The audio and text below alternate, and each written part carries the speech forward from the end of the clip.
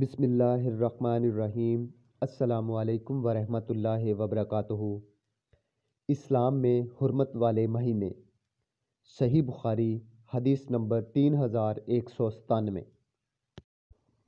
ہم سے محمد بن سیرین نے بیان کیا، ان سے ابو بکرہ کے صاحبزادے عبدالرحمن نے بیان کیا، اور ان سے ابو بکرہ رضی اللہ تعالیٰ عنہ نے بیان کیا کہ نبی کریم صلی اللہ علیہ وآلہ وسلم نے فرمایا، زمانہ گھوم پھر کر اسی حالت پر آ گیا جیسے اس دن تھا جس دن اللہ تعالیٰ نے آسمان اور زمین پیدا کی تھیں۔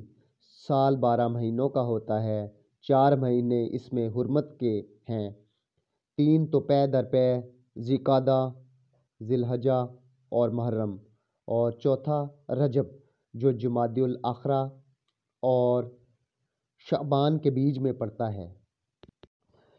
It was narrated from us by Muhammad bin Sirin, narrated from him by the son of Abu Bakra, Abdulrahman, and narrated by Abu Bakra, may Allah be pleased with him, that the Prophet, peace and blessing of Allah be upon him, said, "The time has turned around and came to the same state as it was on that day.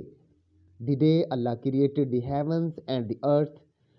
A year consists of 12 months, 4 of which are sacred months, 3 in a row, Dhu Qa'dah, al-Hijjah, and Muharram, and 4th Rajab, which falls between Jumadi al-Akhira and Sha'ban."